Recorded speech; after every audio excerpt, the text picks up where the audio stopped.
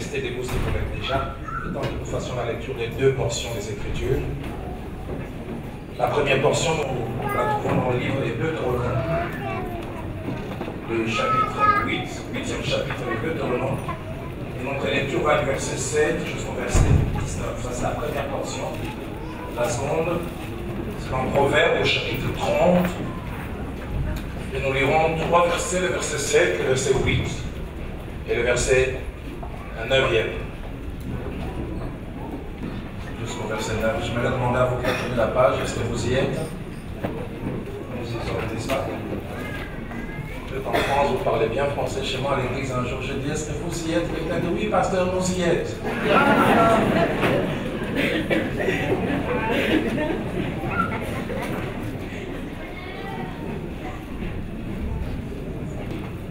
Deutéronome au chapitre 8, partons du verset 7. Car l'Éternel, ton Dieu, va te faire entrer dans un bon pays. Et c'est mal à décrire ces pays, pays des cours d'eau, des sources et des lacs, qui jaillissent dans les vallées et dans les montagnes. Pays des froment, d'orge, des figues, des figuiers et des grenadiers. Pays d'oliviers et des miels. Pays où tu mangeras du pain avec abondance. Où tu ne manqueras de rien. Pays dont les pierres sont du fer et des montagnes duquel tu tailleras les reins. Merveilleux pays. Lorsque tu mangeras et te rassasieras, tu béniras l'Éternel ton Dieu pour les bons pays qu'il t'a donnés. Garde-toi d'oublier l'Éternel ton Dieu, au point de ne pas observer ses commandements, ses ordonnances et ses lois que je te prescris aujourd'hui. Lorsque tu mangeras et te rassasieras, lorsque tu bâtiras et habiteras de belles maisons, lorsque tu verras multiplier ton beau et ton menu bétail, s'augmenter ton argent et ton or, et s'accroître tout ce qui est à toi, prends garde que ton cœur ne sombre, et que tu n'oublies l'Éternel ton Dieu, qui t'a fait sortir du pays d'Égypte, de la maison des servitudes, qui t'a fait marcher dans ces grands et affreux déserts, où il y a des serpents brûlants et des scorpions, dans le lieu aride et sans eau, et qui a fait jaillir pour toi de l'eau du rocher le plus dur. Il t'a fait manger dans les déserts la manne inconnue à tes pères, afin de t'humilier et de t'éprouver pour te faire ensuite du bien. Garde-toi de dire en ton cœur, ma force et la puissance de mes mains m'ont acquis ces richesses.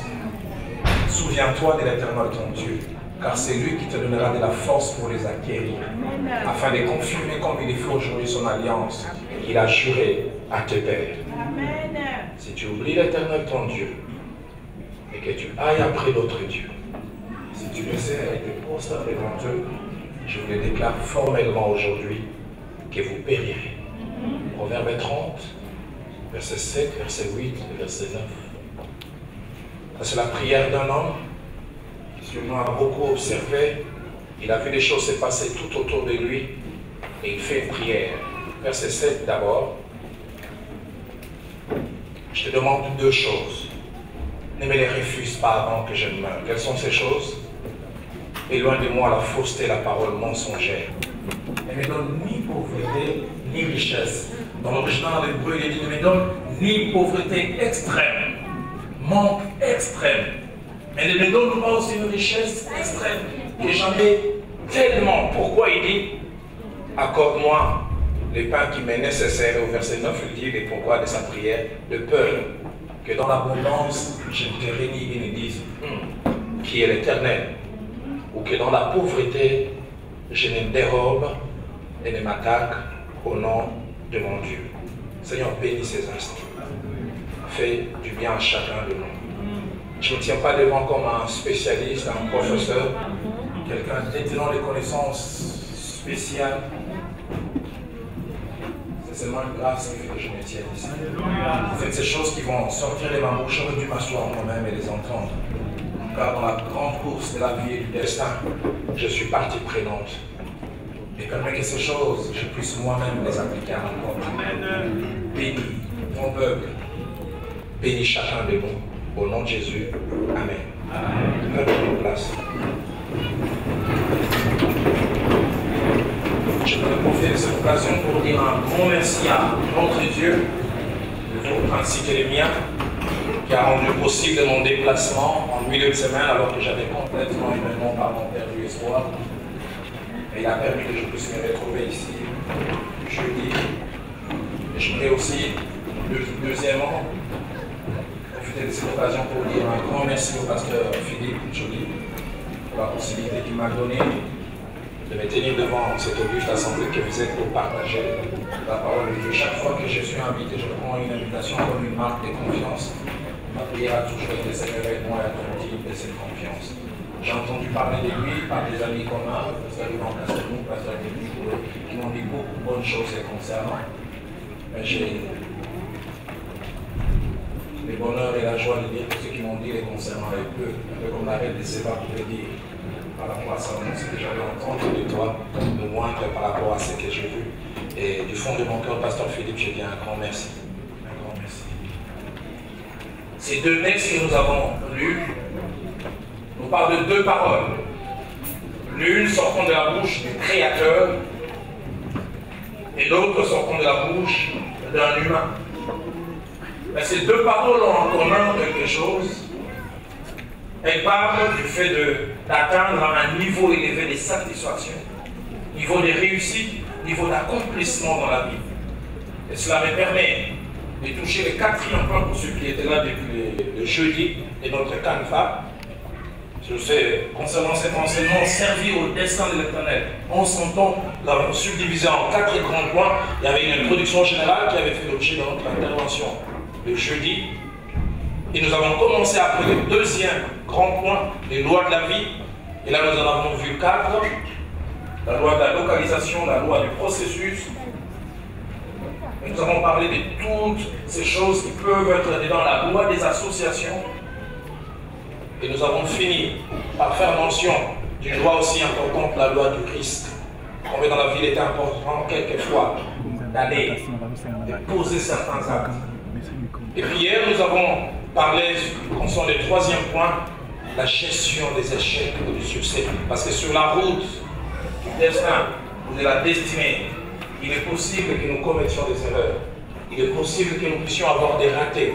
Mais comme nous l'avons dit hier, le problème, ce n'est pas connaître un raté. Le problème, ce n'est pas faire des erreurs. Le problème, c'est comment je réagis après que j'ai connu un manquement. Nous avons montré combien les erreurs, les manquements peuvent tuer, peuvent être nocifs. Et aujourd'hui, nous voulons parler de la réussite ou les succès de ces pièges. La réussite ou les succès de ces pièges. Comme je disais, ces deux paroles viennent l'une du Créateur et l'autre d'un humain. Les premières, celles qui sont prononcées par les créateurs, il est bon que nous puissions les replacer dans un contexte. Dieu ne parle pas à son peuple pendant que ce peuple atteint un niveau de félicité, un niveau de satisfaction, un niveau d'abondance. Au fait, il est fait en amont. Le peuple n'a pas encore, mais le peuple va bientôt avoir. Et il sait que ce peuple va changer de niveau, ce peuple va changer de conditions, ce peuple va vers quelque part où il aura bien plus qu'il n'a eu jusqu'à présent. Car la Bible dit, l'Éternel, ton Dieu, va te faire entrer dans un bon pays. C'est là que je t'amène. C'est vers cet endroit que je t'amène. Et il décrit ce pays. Pays de cours d'eau, pays de froment, d'orge, de vignes, de figuiers, de grenadiers, pays d'oliviers et de miel, pays où tu mangeras du pain, mais il dit avec abondance. C'est-à-dire tu auras bien plus que tu n'as besoin. Tu auras au-delà. Et je pense que c'est ça la pensée du Dieu pour nous. Il ne veut pas simplement nous donner à peine. Il veut que nous ayons pour nous-mêmes, mais pourquoi pas aussi, nous devenons des sources de bénédiction. Et il ajoute, il dit, où tu ne manqueras de rien. Ah, j'aimerais atteindre ces standings. J'aimerais en arriver là. Pays dont les pierres sont du fer et des montagnes duquel tu tailleras l'air. Mais il dit, lorsque tu mangeras et tu rassasieras, tu béniras l'Éternel ton Dieu. Pour les bons pays qu'il t'a donné. Au fait, il montre le but. Quand je te donne, je veux que la louange sorte. Le but pour lequel je te donne, enfin que tu parles de moi. Quand je mets entre tes mains, je mets dans tes poches, je m'attends une réaction. Que tu dis, Seigneur, je te bénis, toi qui es la source de mes ressources. Je te bénis, toi qui m'as donné. Lorsque tu mangeras et te rassasieras, tu béniras l'Éternel ton Dieu. Tu diras du bien, du latin bénédictere. Tu diras du bien de l'Éternel ton Dieu pour le bon pays qu'il t'a donné. Verset 11. Et puis un avertissement. Garde-toi d'oublier l'Éternel ton Dieu, au point de ne pas observer ses commandements, ses ordonnances et ses lois que je t'ai prescrites. Lorsque tu mangeras et te rassasieras, lorsque tu bâtiras et habiteras, Dieu lui-même décrit des belles maisons. Il ne dit pas simplement des maisons. Il dit des maisons qui sont belles. En fait, c'est ça ou c'est sa volonté. Lorsque tu verras multiplier ton gros et ton menu bétail, s'augmenter ton or et ton argent, et s'accroître tout ce qu'il y a à toi, prends garde que ton cœur ne s'enfle et que tu oublies l'Éternel de ton Dieu qui t'a fait sortir du pays d'Égypte, de la maison de servitude, qui t'a fait marcher dans ces grands et affreux déserts, puis les serpents dans les scorpions, dans des lieux arides et sans eau, et qui a fait jaillir pour toi de l'eau du rocher le plus dur. Manger dans les déserts, la manne inconnue à tes pères afin de t'humilier, de t'éprouver, mais j'aime la fin pour te faire ensuite du bien. Car tu n'es pas seulement le Dieu qui nous corrige, après la correction, il nous relève. Et puis au verset 17, garde-toi de te taper la poitrine, de dire en ton cœur ma force et la puissance de ma main ont acquis ces richesses. Souviens-toi de l'Éternel ton Dieu, car c'est lui qui te donnera de la force pour les acquérir, afin de confirmer comme il faut aujourd'hui son alliance qu'il a juré de donner à tes pères. Et comme je le disais, ces paroles sont prononcées en amont, avant que le peuple de Dieu ne puisse avoir, avant qu'il les fasse entrer dans ces maximums. La première fois en tant que chrétien, quand j'ai lu ce passage, je me suis dit, j'aurais été à la place d'Israël, je dirais, Seigneur, je suis choqué par ces paroles. Seigneur, tu ne le dis pas à haute voix, mais en filigrane, ce que tu veux dire, c'est que tu n'as pas confiance en moi. Tu veux dire qu'il est possible qu'après tous les chemins parcourus avec toi, que je puisse t'oublier. Seigneur, tu ne l'as pas dit, mais en filigrane, tu veux dire qu'un jour, je peux m'arroger le pouvoir en disant, c'est que j'ai pu acquérir cela par ma propre force. Je dirais, Seigneur, tu m'as déçu. Tu n'as pas confiance en moi. Et pourtant, quand il parle ainsi, le Créateur connaît deux choses. Il connaît premièrement la capacité qu'a la richesse, la gloire, l'élévation de changer un homme. Le pouvoir qu'il y a derrière, le fait de posséder, d'avoir les richesses, d'avoir l'argent, d'avoir la notoriété. Il sait combien cela peut changer un homme. Mais deuxièmement aussi, il connaît le cœur de l'homme. Il connaît la fragilité du cœur de l'homme. Et connaissant ces deux réalités, il donne cet avertissement. Et je le crois de mon cœur, de tout mon cœur, que cette parole n'est pas simplement une parole que Dieu m'a donnée. Je crois qu'il y a un aspect prophétique. Il est possible que dans les jours qui viennent, Dieu veut faire entrer quelqu'un dans la saison du maximum. Mais avant de te faire entrer dans la saison du maximum, il veut te vacciner. Pourquoi? Parce qu'il s'attend à ce que tu agisses et que tu réagisses d'une certaine manière quand ces choses vont arriver. Il ne veut pas te perdre, il veut que tu agisses de la bonne manière. Alors il dit, je t'amène vers un quelque part qui a tué, qui a détruit, qui a ébranlé Satan. Mais j'aimerais te donner des atouts avant que ces choses n'arrivent. Et les deuxièmes paroles que nous avons lues de Proverbe 20 sont des paroles d'un homme qui a vu, sûrement en observant tout autour de lui, des gens qui n'avaient pas et qui ont eu. Ou des gens qui n'avaient pas et qui se sont comportés d'une certaine manière. Alors il fait une prière. Au départ, en tant qu'enfant de Dieu, a toujours été d'accord avec sa prière. Il est justement de deux choses, ne me les refuse pas avant que je meure. Il insiste, il veut savoir ces choses. D'un côté, il dit, éloigne de moi la fausseté, la parole mensongère. Et puis il dit, ne me donne ni pauvreté, ni richesse. Je l'ai dit dans l'original, dans l'hébreu, il dit, ne me donne ni pauvreté extrême, mais ni aussi richesse extrême. C'était sa prière. Il y accorde de moi les pains qui m'est nécessaire. Pourquoi alors il justifie au verset 9? Il dit de peur que dans l'abondance je me pérennis et me dise qui est l'Éternel. Pourquoi? Il a vu des gens qui n'avaient pas et qui ont eu et qui ont changé. J'ai vu des gens avoir beaucoup et le fait d'avoir les a transformés en ex-chrétiens. Ex-assidus à l'église. Ex-hommes et femmes de prière. Ex-attachés à Dieu et à son église. Mais en même temps, il ne veut pas lutter de l'autre côté. Il dit, ne me donne pas aussi la pauvreté, parce qu'il connaît les effets de la pauvreté. Les effets pervers de la pauvreté. Il dit, pourquoi? Afin que je me dérobe. Vous savez, quand on manque, il y a l'instinct du survie. On veut coûte que coûte avoir, quels que soient les moyens. Il dit, je suis ton enfant, mais si je manque, j'ai envie d'utiliser n'importe quel moyen. Et qu'on va m'attraper, on dira, n'est-ce pas un enfant de Dieu, c'est-à-dire, afin que je me dérobe et ne m'attaque au nom de Dieu.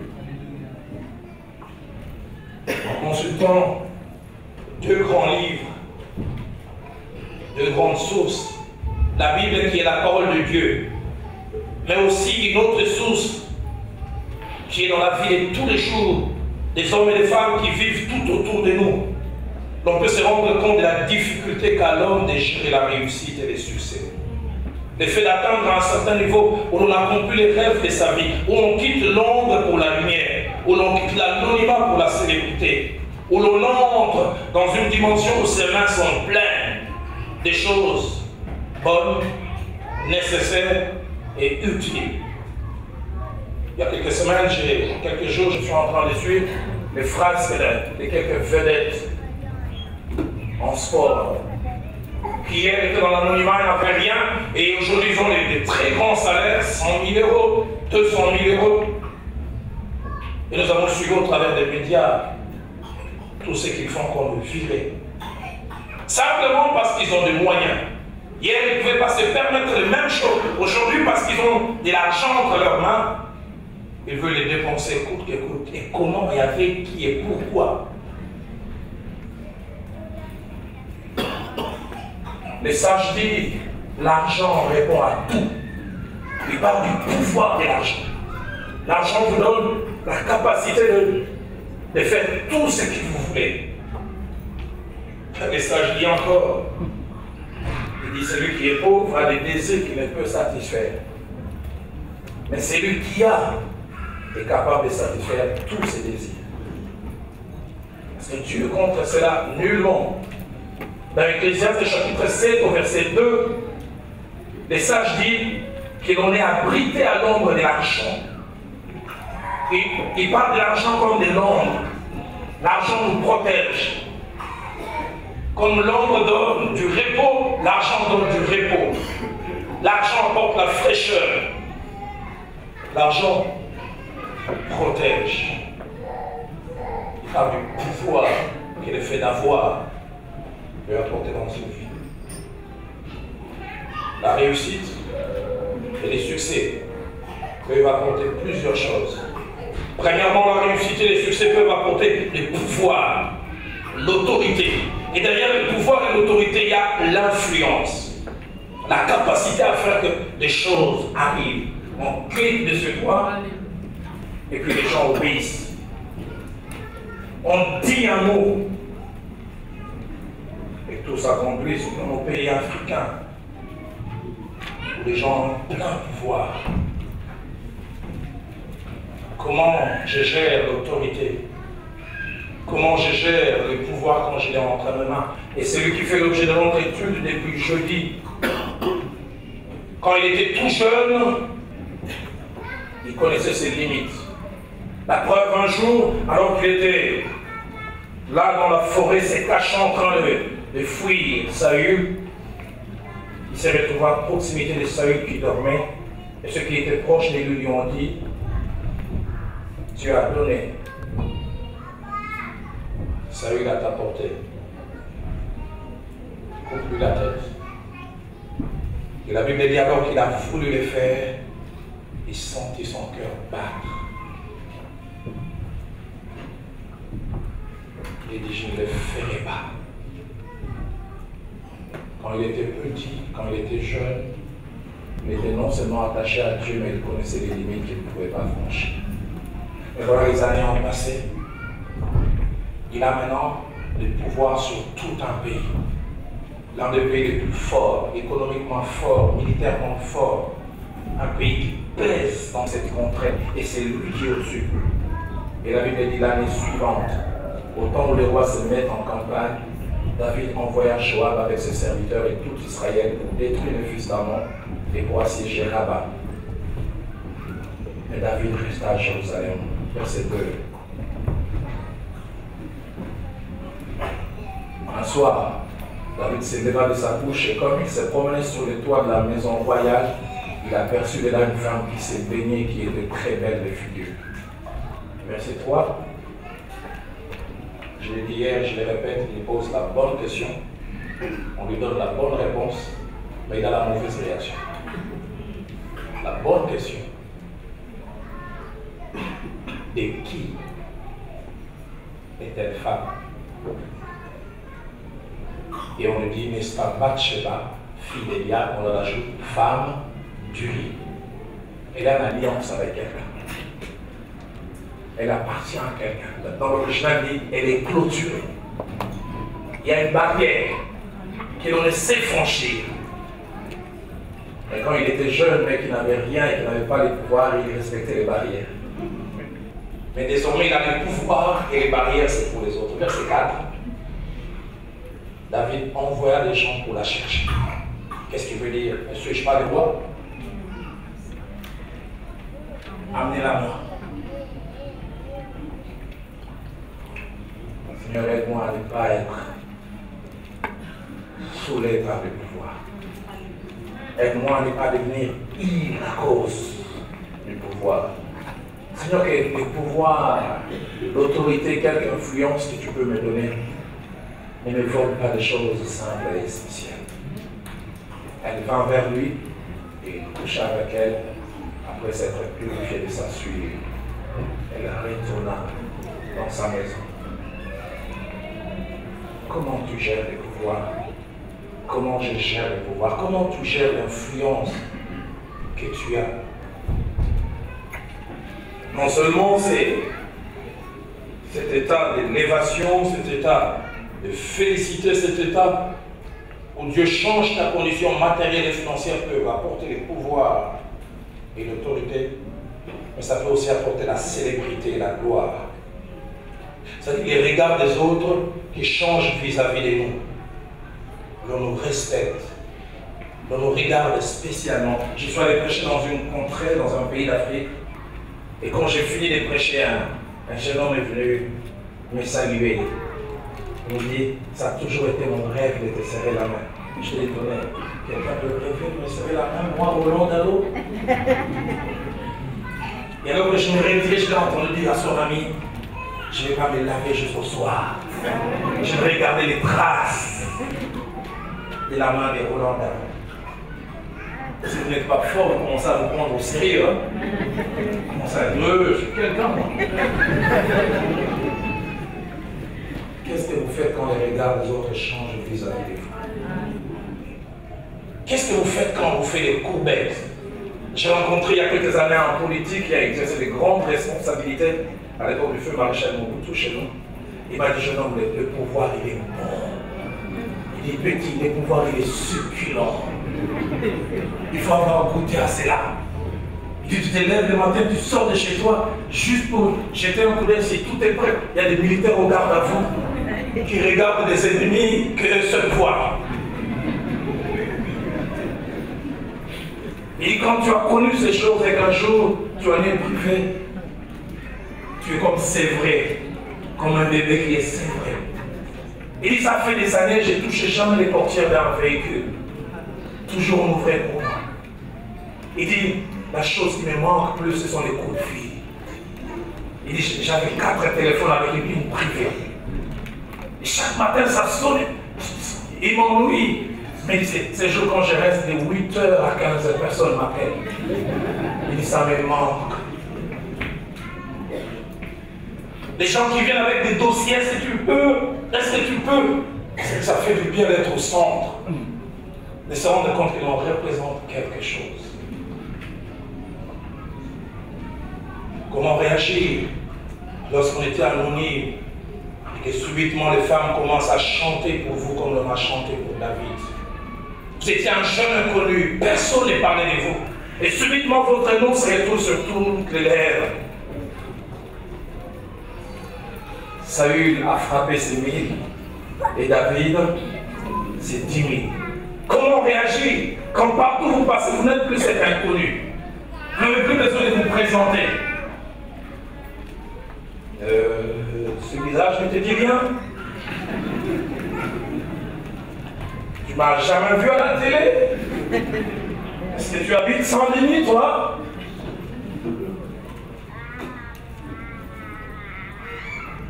Comment faire?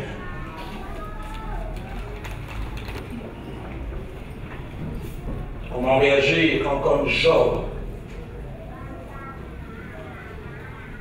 les autres vous regardent différemment? Job chapitre 29, versets 7 à 11 et puis 21 à 23.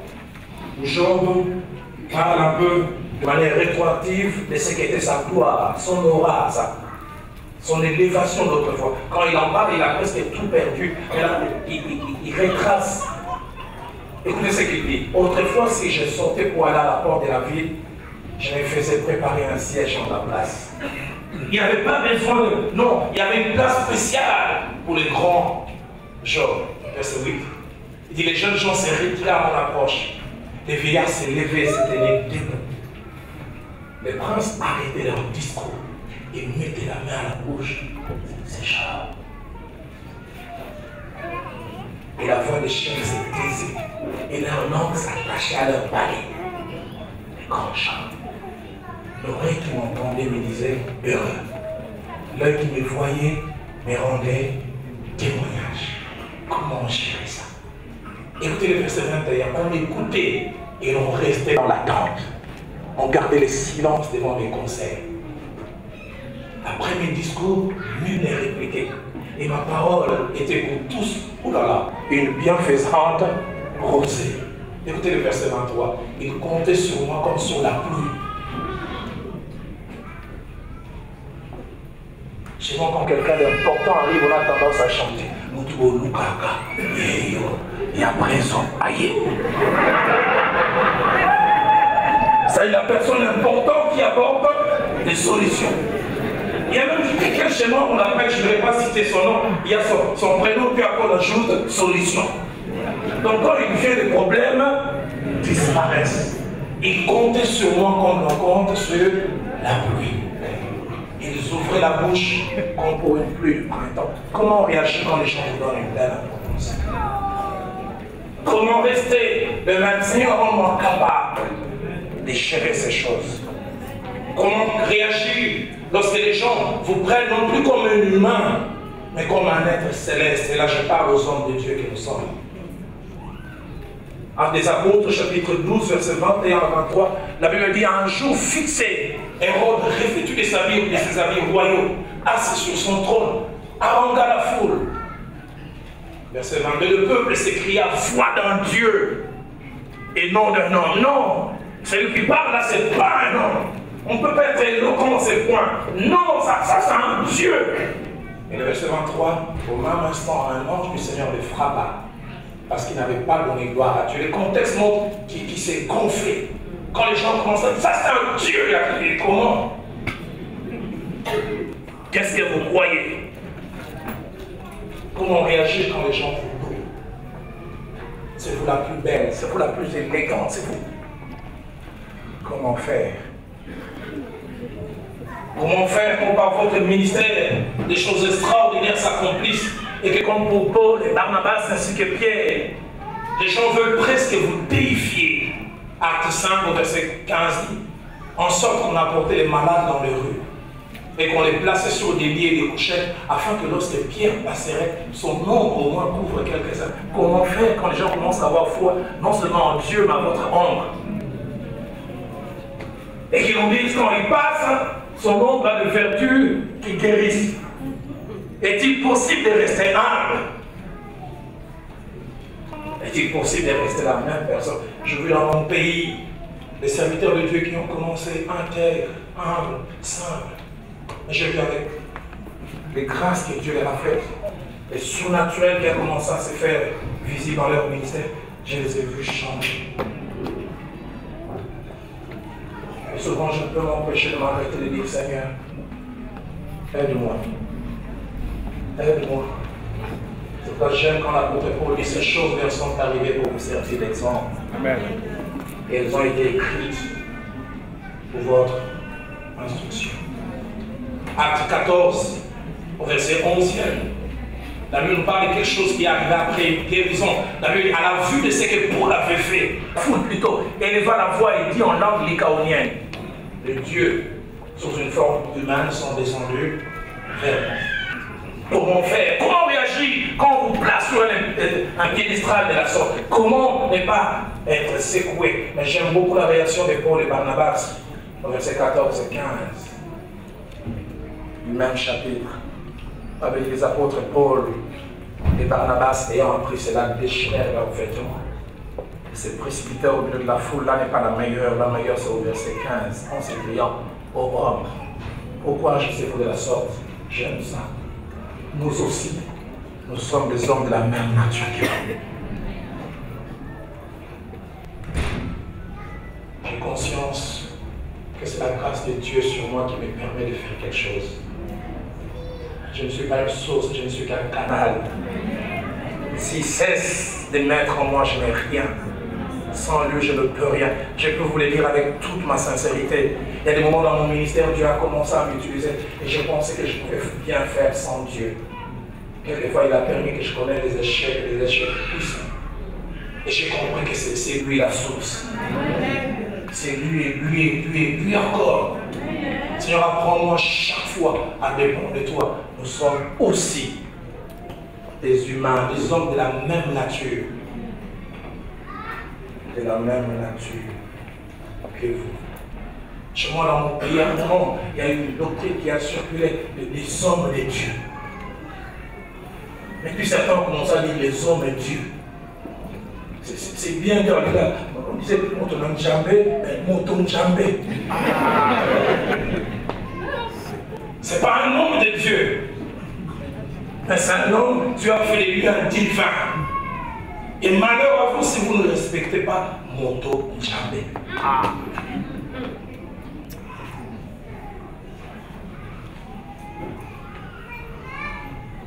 Que faire quand on vous propulse comme ça? Et David, comme je l'ai dit, l'homme selon le cœur de Dieu a été changé par la gloire, a été changé par l'élévation. La simplicité qui était son fort est partie. Et par rapport au succès et à la réussite, j'aimerais dire deux choses importantes, très importantes, notez cela. La première, c'est que la réussite et les succès sont toujours un test de notre caractère. Réussite et succès, test de notre caractère. Révèle ce que nous sommes réellement. Vous ne connaissez jamais un homme véritablement tant qu'il n'a pas eu. Vous ne connaissez jamais quelqu'un véritablement tant qu'on ne lui a pas donné un peu plus. Une femme me disait un jour dans mon bureau, du pasteur, j'ai toujours prié que mon mari n'ait rien. Car sa fidélité et son attachement vis-à-vis de moi est lié à l'absence des billets de banque en poche. Tant qu'il n'a rien, il est avec moi. Quand il a un peu, il disparaît. Il dit, je m'aime tellement que pour l'avoir, souvent j'ai l'air de l'imaginer, Seigneur, ne lui donne pas.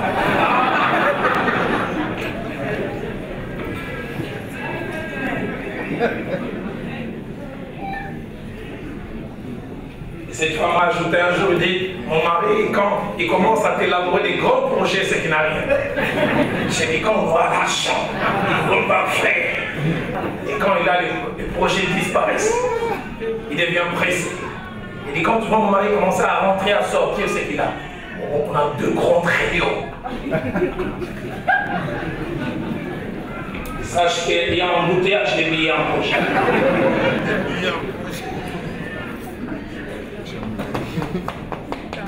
La réussite et les succès sont un test de notre caractère. La deuxième grande vérité, c'est que la réussite et les succès sont toujours des amplificateurs. Toujours. Réussite et succès sont des amplificateurs. Qu'est-ce que tu veux dire par là, prédicateur? Les succès et la réussite grossissent les choses qui sont en nous. Les choses qui étaient latentes, cachées. Les succès et la réussite les rendent toujours plus grands et visibles. Si vous voyez quelqu'un devenir infidèle, les désirs d'infidélité étaient là, mais les moyens manquaient. Les désirs d'être coureur de jupons. Mais voilà, les rentrées étaient limitées. Il ne pouvait pas se permettre un certain standing de vie. Ça veut dire qu'il est devenu, non, il n'est pas devenu, il était. Vous voyez quelqu'un devenir orgueilleux, minimiser les autres. Il avait ses désirs, mais il manquait de moyens pour exprimer ses désirs. J'en parlais au culte, le premier. Je suis arrivé dans un pays de l'Afrique australe, au Zimbabwe, où j'ai été invité comme prédicateur. Et là, j'ai été frappé. J'entre dans la parcelle de l'église et grande concession. Juste avant l'entrée, le pasteur m'a fait arrêter, il m'a montré. Il a dit, t'as déjà vu ce véhicule? J'ai dit, non, c'est Rolls. Je lui ai dit, je l'ai vu à 2 reprises. Un dans un documentaire et en rêve.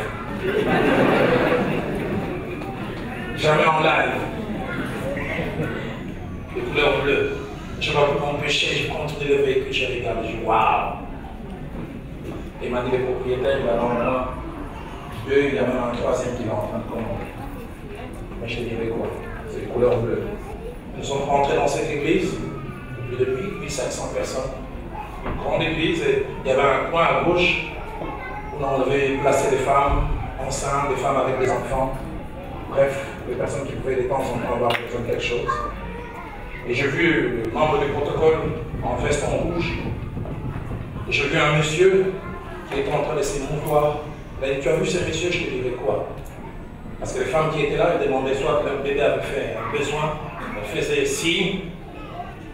Et ces membres du protocole couraient et prendre ces colis encombrants et nauséabonds. Ça venait ça quelque part. Les dames cliquaient de leurs doigts et on amenait de l'eau chaude ou quelque chose comme ça. Et le pasteur m'a dit, tu vois ce monsieur-là, c'est celui qui est propriétaire de la dit troisième fortune dans notre pays. Mais membre du protocole depuis 15 ans. Élevé, élevé, mais simple. Prêt à venir servir une dame qui n'a même pas les 1 millionième de ce que lui en compte. Cette petite dame campagnarde qui juste fait un signe, et cet homme avec des millions, des zéros en banque, s'avance pour servir. Et quelqu'un qui gagne 3 000 €, et Dieu les bénit en ajoutant un zéro, il change de démarche avec lui.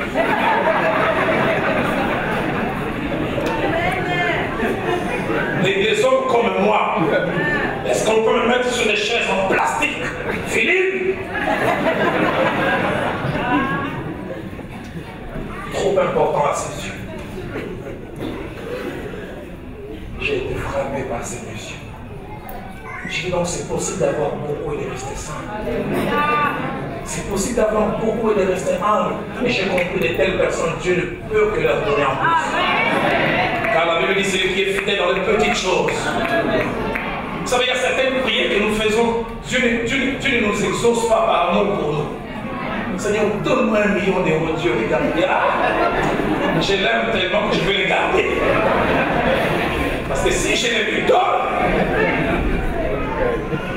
dimanche, amour et vérité viendra plus. Il sera avec moi en esprit. Parce que on dit que je ne vois pas les dimanches. Donc chaque dimanche, je suis avec vous en esprit. Les dimanches, les après-dimanches, les cultes, ça sera les golf. Je parle de ton pasteur.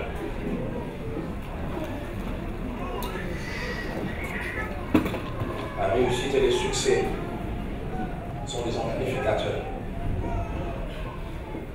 Il y a quelques années, je suis allé avec un groupe d'amis des pasteurs à Dallas. Nous avons été reçus par le pasteur TDJ, ils sont une bonne vingtaine.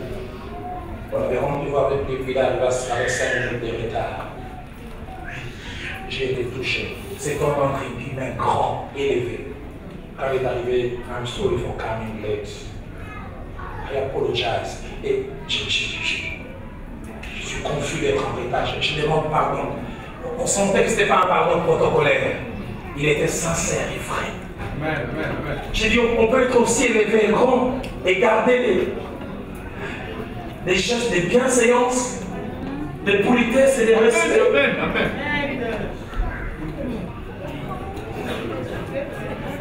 Au mois de décembre, je suis allé au Nigeria, invité par une église là-bas. Et nous sommes allés visiter un homme qui a la plus grande église en Afrique. Et même les Américains qui sont venus sont allés tourner. Le pasteur Adeboye. Il réunit un seul culte 500 000 personnes. Je suis rentré dans cet endroit, j'en revenais pas. Et à cause des embouteillages, il a pu arriver aussi avec quelques minutes de retard. Et je l'ai vu sérieusement embarrassé. Il a demandé pardon. Pardon, je dis pas. Est-ce possible d'être grand et de garder certaines choses? Quel est le secret? Dans la vie de certaines personnes, il semble comme si l'élévation chasse les vertus. Avec l'élévation, avec la gloire, les vertus s'en vont les unes après les autres. J'ai un monsieur de chez moi, quand il n'avait rien, il était respectueux. Quand il a commencé à appeler les gens en termes de diminutifs. Je ne sais pas comment on appelle, Kamoutouille, Kakash. Cette petite femme, je ne sais pas comment traduire ça en français. Une petite chose. J'ai connu un homme d'affaires. Je l'ai vu franchir les paliers de la réussite jusqu'à ce qu'il atteigne dans sa pension. Il avait une maison en étage, 3 étages. Et les ventes, il payait ses travailleurs de là où il était. Il appelait leur maman Kengo et il jetait son salaire. Ngokolo Mutombo.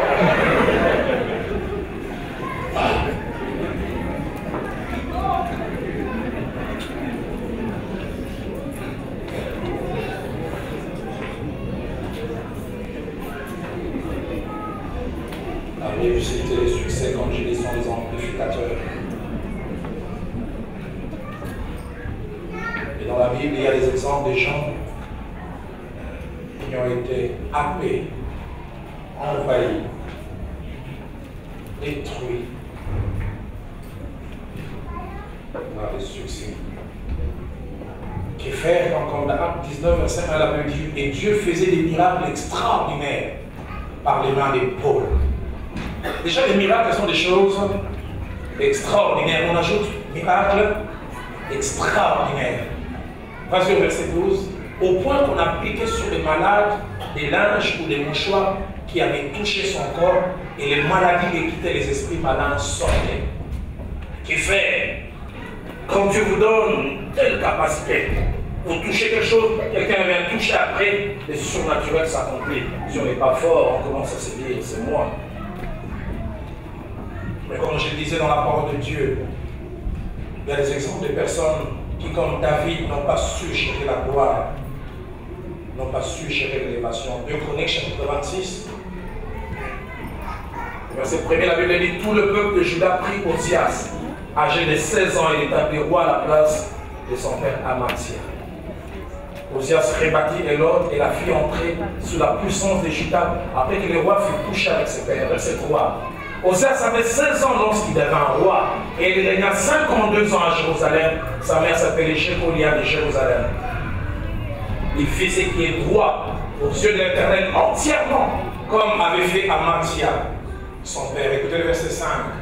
Il s'appliqua à rechercher Dieu pendant la vie de Zacharie, qui avait l'intelligence des visions de Dieu. Et quand elle veut le montrer, qu'il s'était attaché. Il est jeune, il a dans la royauté, il sait comment régner. Il va avoir un entourage qui compte. Il est allé chercher Zacharie, parce que Zacharie, là, comme à tout, il connaît les choses de l'esprit. Il sait que si je dois réussir, j'ai besoin de bonnes associations, j'ai besoin d'être bien entouré. Et j'aime la fin du verset. Et dans les temps où il rechercha Dieu avec Zacharie, quelque chose s'est passé. Dieu les fit prospérer. Revenons au verset 5 à la fin. Dieu les fit prospérer. Et écoutez la suite, verset 6. Il s'est mis en guerre contre les Philistins, il a bâti le mur des Gad, le mur des Charnais, le mur d'Asdod, construit des villes dans les territoires d'Asdod et parmi les Philistins. Et le verset 15 dit, il fut fait à Jérusalem des machines inventées par un ingénieur, destinées à être placées sur les tours, sous les angles, pour lancer des flèches et des grosses pierres. Dieu l'a rendu créatif. Il a révolutionné l'art militaire. Et la Bible dit, sa renommée s'étendit au loin. Pourquoi? Car il fut merveilleusement soutenu par Dieu. Et la Bible dit, jusqu'à ce qu'il devint puissant. Les soutiens de Dieu a fait que ce petit jeune homme qui accédait à la royauté, qui ne faisait rien, a désormais renommé, connu, craint, créatif. Ah, c'est toujours difficile à lire le verset dessus. Et lorsqu'il fut puissant, son cœur s'éleva pour les perdre.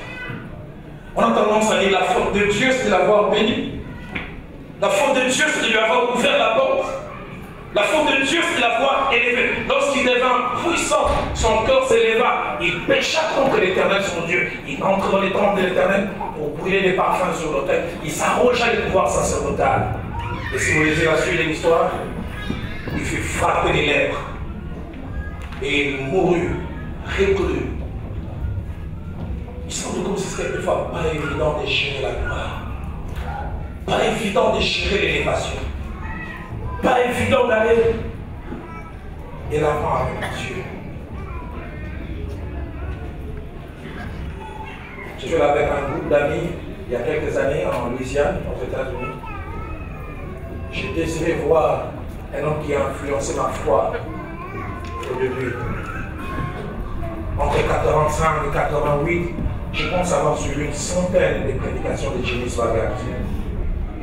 Un homme qui m'a marqué, je l'ai écouté, j'ai dit, j'aimerais prêcher comme ça. J'ai vu ses prédications, il prêchait en Amérique latine, il lançait l'appel, les gens pourraient pour venir recevoir Christ. Entre les années 80 jusqu'à 89, Dieu lui avait donné des mondes comme ça. Je suis rentré dans cette concession. Les gens me disent l'église aujourd'hui est remplie au moins 5e. Les gens ne viennent plus. Mais 80% de ses partenaires sont partis. Et quand nous l'avons rencontré, il avait le visage marqué, non seulement par les temps, mais par les épreuves qu'il a connues. Il a commencé à me parler, il nous a donné 2 conseils que je n'oublierai jamais. Il a dit, jeunes gens, réglez certains problèmes tôt. Réglez avant que Dieu vous élève, il vous élève encore. Il dit, l'une des choses qui m'est arrivée, j'ai eu des tas qui étaient cachés. Plus je voulais les régler, plus j'augmentais en responsabilité, en renommée, plus c'est devenu difficile pour moi. Et il m'a donné un conseil que je n'ai jamais oublié. Il nous a donné un conseil, donc je l'ai pris pour moi. Il a dit la deuxième des choses, ayez toujours un ami dans les ministères. Quelqu'un devant qui vous ne serez jamais un héros. Quelqu'un devant qui vous allez vous ouvrir, parler. Et il nous a cité des vérités bibliques. Il a dit qu'il y a des passages de la Bible que les gens n'aiment pas citer. Les gens aiment souligner, tu seras la tête, c'est toujours la tête. Mais il y a des versets qui disent confessez vos péchés les uns aux autres, ne sont pas toujours soulignés. Et il a dit une vérité, ça m'est resté, mon pasteur Vernon, il est dit là aussi. Il l'a dit il y a plusieurs années. Il dit Dieu a 2 méthodes pour régler les faiblesses de ses serviteurs. Et la première méthode que Dieu utilise, c'est l'humilité. Et dans l'humilité, c'est moi qui prends l'initiative. Je viens vers mon frère et je dis Eric, je prêche peut-être bien, les gens sont édifiés, mais prie pour moi. J'ai la compatisse. Je n'ai jamais trompé ma femme et je lutte avec ça. Tous ces derniers temps, ma secrétaire, je n'ai rien fait, mais je sens que si Dieu ne me soutient pas, je ne peux pas. Il y a des combats que l'on ne peut pas vaincre seul. Il faut avoir le courage d'en parler à quelqu'un. Et ça, c'est la première méthode, c'est l'humilité. Il y a un danger. Nous allons toujours garder notre ego. l'image que les autres ont de nous, les grands Roland d'âme. L'homme parfait, l'homme spirituel. Et nous savons quand nous ouvrons comme ça, si l'autre n'est pas fort, nous sommes dévalués à ses yeux. D'accord? Je pensais que... Donc lui aussi. Et des fois, pour ne pas connaître ça, nous avons difficile à nous ouvrir.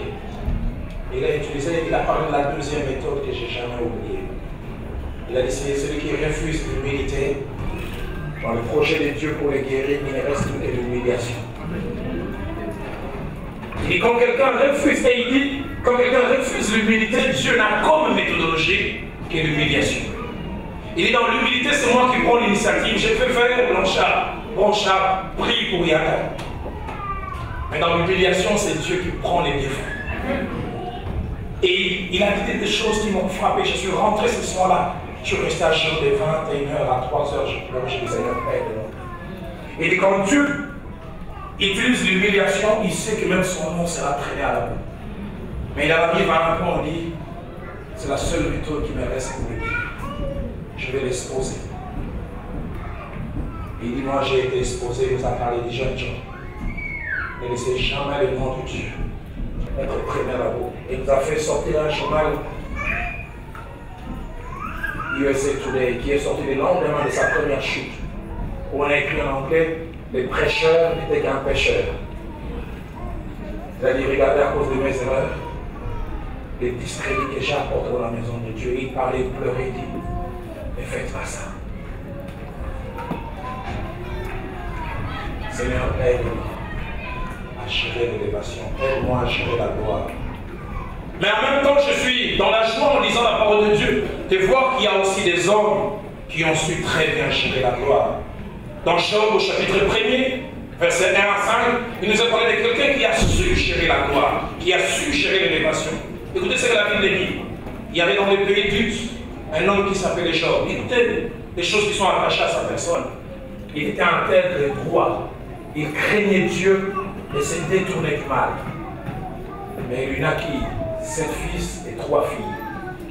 Il possédait, écoutez sa richesse, 7000 brebis, 3000 chameaux, 500 paires de bœufs, 500 ânesses et un très grand nombre de serviteurs.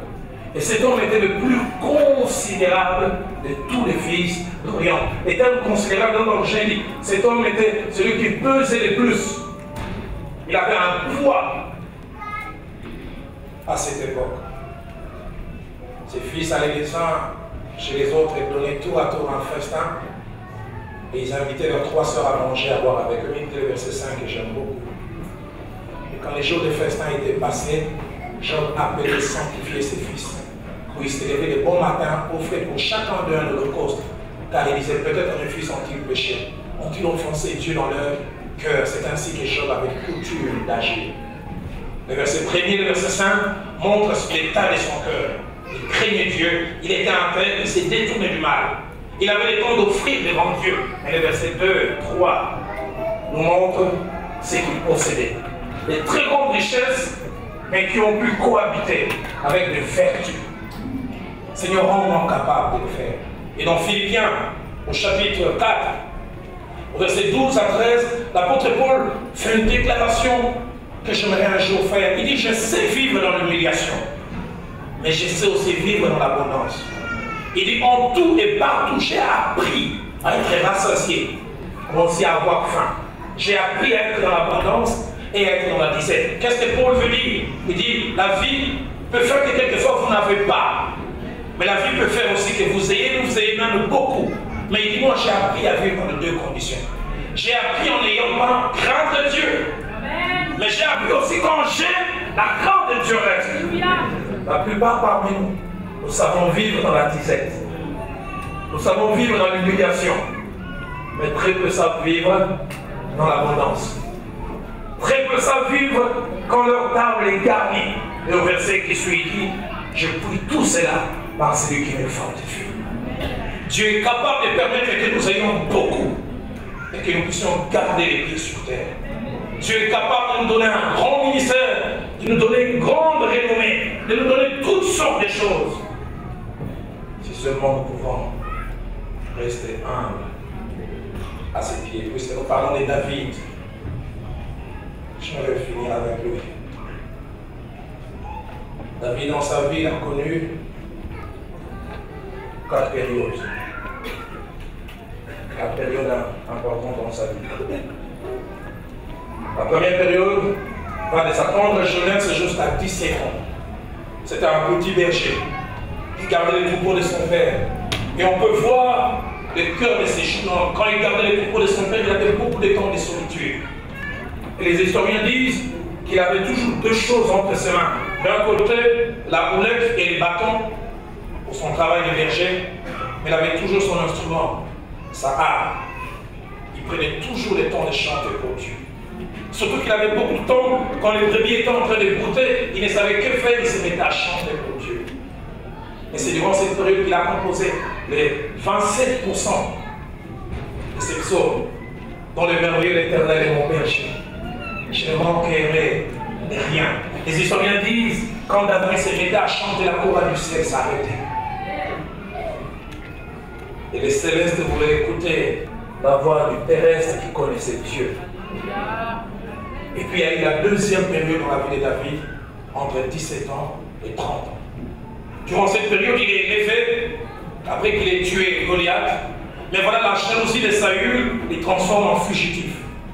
Il s'est mis à fuir par-ci par-là, 13 ans de difficultés. Mais durant ces 13 ans, David a changé, il avait des boulettes et des bâtons à sa main. Il avait dans une main une arme, parce qu'il était devenu un chef de troupeau. Un chef de troupe, j'allais dire. Mais de l'autre côté, il a toujours gardé sa harpe. Pourquoi? La harpe, durant ces temps, elle était importante parce que ça les fortifie. Durant ces temps de doute, où il ne savait pas est-ce que je vais arriver. Il reste un jour, dans un Samuel, chapitre 27, au verset 1er, il dit, je périrai sur un jour par la main de Saül. Parce qu'il a vu l'armée de Saül vouloir les détruire. Et c'est durant cette période qu'il a composé les psaumes glorieux. Où pour fortifier sa foi, il s'est mis à crier, je ne mourrai point. Je vivrai, je raconterai les merveilles de l'Éternel.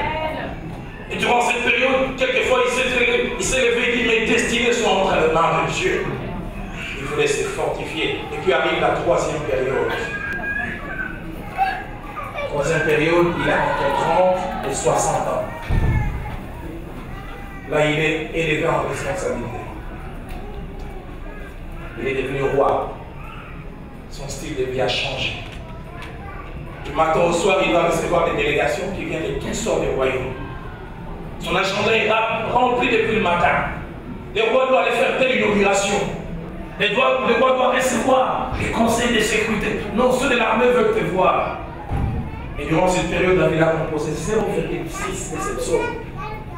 Les historiens disent sa harpe était suspendue dans le palais royal. J'ai lu un vieux texte juif dit ça. La harpe de David parlait. La harpe de David l'appelait, dit David, toi et moi on était amis. Tu m'as laissé. Ah, souvent nous avons besoin de la harpe quand nous sommes péchés. Quand nous sommes en danger comme un chef de troupe, nous avons besoin de la harpe pour nous fortifier. Mais quand Dieu nous fait rentrer dans la félicité, nous oublions. J'ai prié un jour, je dis Seigneur, quel que soit ce que tu me donnes, que le don ne m'éloigne pas du donateur. Combien de fois quand Dieu nous donne, c'est lui la source, nous nous attachons au don et nous oublions celui qui nous a donné. Et ce que j'aime avec Dieu, quand il nous aime tellement, il essaie de nous faire rentrer vers les premiers amours. Quand Dieu a vu que David ne composait plus, Dieu a suscité des circonstances qui ont fait de lui un compositeur de nouveau. Il a laissé qu'Absalom s'élève. Absalom a fomenté une rébellion et David qui était assis, permettez-moi le terme, peinard, jouissant de l'élévation, est devenu de nouveau un centre de ses fils. Fuyant et sachant où il allait. Et durant cette période encore, David s'est mis à composer des psaumes. Il a commencé à chanter. Il a commencé à louer parce qu'il cherchait que Dieu l'assiste. Et finalement, il rentre dans les palais royaux entre 60 et 70 ans. Il reprend son âme. C'est durant cette période qu'il a composé les psaumes. Il dit, j'ai été jeune, je vieillis, je Et j'ai vu les justes abandonnés. Et sa postérité n'ont de temps. Les historiens disent, désormais dans le palais royal, l'arbre résumé de nouveau. Après 30 ans de silence. Et à la fin de sa vie, David a écrit comme une épitaphe, avec comme les paroles qui veut dire, mettez cela sur ma tombe. Dans le deuxième livre de Samuel, au chapitre 23, au verset 1er. Parlant de lui-même, il se présente, il veut prononcer certaines paroles et il parle de lui. Qu'est-ce qu'il dit? Il dit des choses. Moi, je l'ai lu, je suis frappé. Parce que les dernières paroles de David, parole de David, fils d'Isaïe, parole de l'homme haut placé, parole de l'homme que Dieu a élevé. Mais il dit parole de loin du Dieu de Jacob. Il est haut placé et il accomplit des choses parce que l'onction de Dieu est sur lui. Mais il termine avec une phrase, c'est comme s'il veut dire, si vous voulez oublier tout ce qui a jalonné ma vie, retenez ceci. Parole du chantre agréable d'Israël. Si vous perdez de vue que j'ai été un roi, retenez simplement une chose toute ma vie. J'ai été créé pour chanter pour Dieu. J'ai été créé pour dire gloire à Dieu. Et c'est lui qui le dit au soir de sa vie. Seigneur, je n'ai que 46 ans. Combien d'années de vie et de ministère tu me laisses devant? Je peux revoir mes jeunes années dans ma vie dans le ministère. Je peux revoir ces années à Kinshasa. Parce que mes parents manquaient de tout. Pour me payer les minervales, j'allais vendre les beignets. Je peux revoir les temps où mon père m'avait placé dans une bonne école, la tenue de Kalina, la tenue de la Gombe. Puisqu'il manquait de moyens, j'ai quitté Pizza aux hommes pour aller à l'école à pied. Les amis se moquaient de moi, ils disaient Roland, tu prends la ligne 11. Parce que le bus s'arrêtait à la ligne 10. Je vois les jours où j'ai commencé à servir Dieu. J'étais à l'université en ma deuxième année. Mes parents n'arrivaient pas à payer les minervales et j'ai commencé à travailler comme lavandier en maison d'un sujet étranger. J'avais repassé les habits lundi, mercredi et vendredi. Je peux bien voulu ne pas faire cela. J'étais obligé de le faire. Et on me payait $10 l'heure, je faisais 3 heures. Et quand j'avais cela, je pouvais non seulement me payer moi-même, j'allais renforcer à la maison. Je les vois un jour ou un dimanche à l'église, les gens étaient contents que l'église ait accueilli des visiteurs. C'était mon patron, sa femme et leurs 3 filles. Moi, quand je les ai vus, j'ai dit, c'est le travail que je fais à l'ombre, je n'en ai parlé à personne. Et alors que j'étais avec des amis, j'ai vu le monsieur passer avec ses 3 filles. Alors Roland, ça va? Et la petite a dit, oh, c'est notre domestique. Alors puisque je n'avais parlé à personne, là mes amis m'ont posé à Roland, Roland s'est tué. Je n'ai dit ni oui ni non. J'ai changé de conversation parce que je ne voulais pas mentir.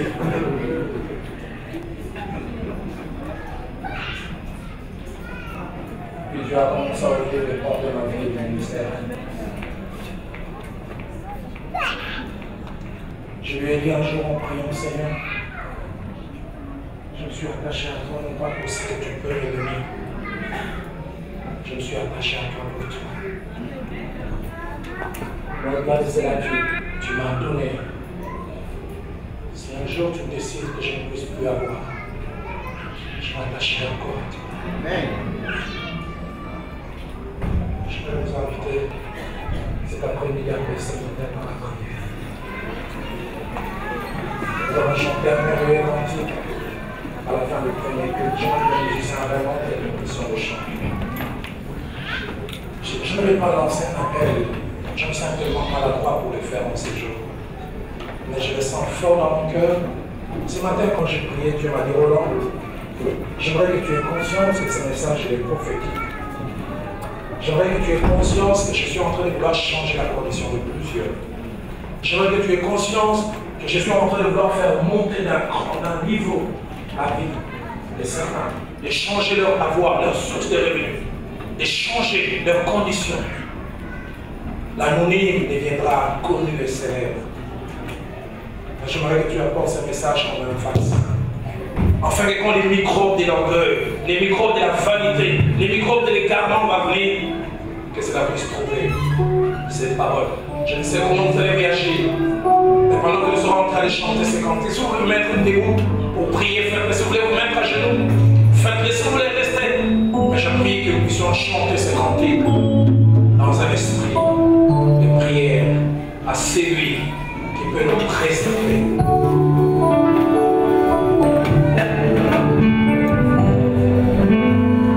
Il est en train de nous amener quelque part. Et c'est quelque part glorieux.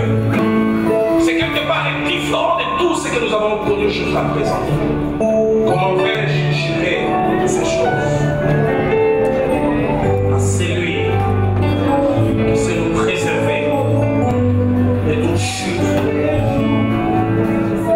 À celui qui sait le faire. À celui qui veut nous préserver. Il va te préserver. Il va remplir tes mains, mais il va te garder aussi. Il va t'amener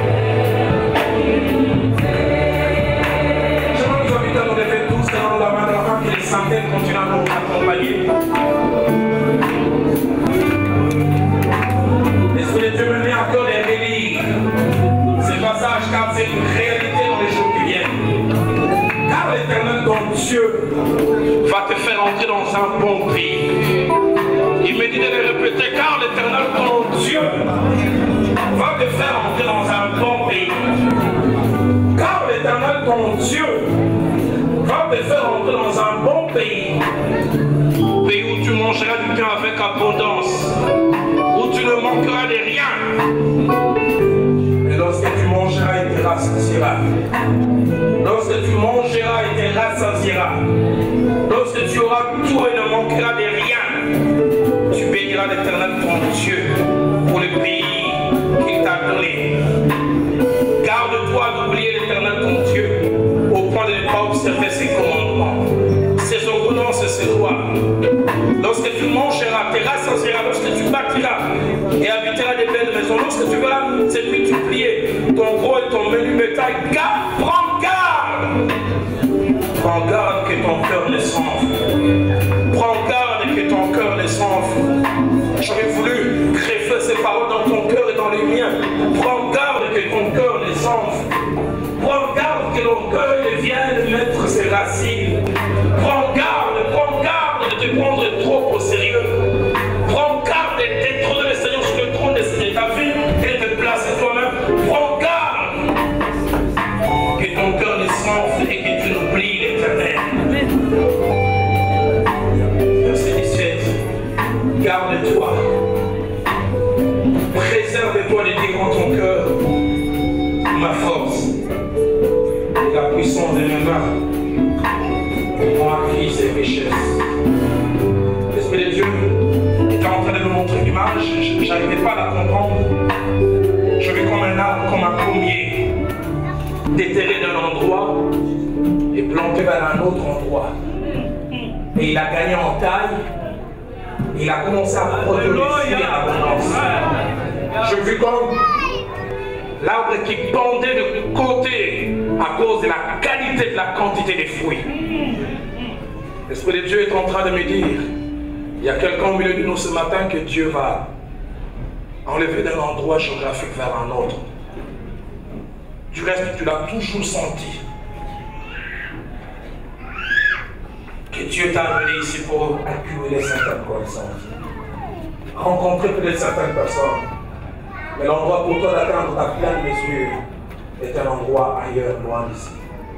Je me dis, parle avec ton pasteur, prie avec. Mais parle ni trop tôt, ni trop tard. Mais Dieu me dit, quand ce temps va arriver, je te le ferai savoir. Je mettrai dans ton cœur un sentiment. Tu commenceras à sentir, il est temps que je bouge.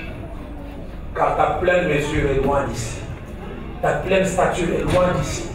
Le maximum qui est caché en toi est attaché à un déplacement.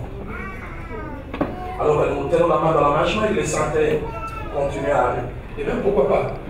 Donc escarment, nous réjouir ces cantiques. Alors que nous qui nous tenons la main dans la main, nous prions les uns pour les autres. En disant, Seigneur, tu vas lui donner du succès, tu vas lui donner la réussite, préserve-les.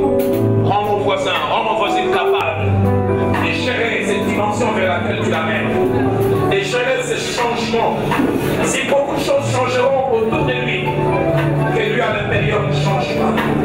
Il reste constant, nous crions, orchestre à vous, mais en même temps nous prions les uns pour les autres, à celui qui sait nous préserver.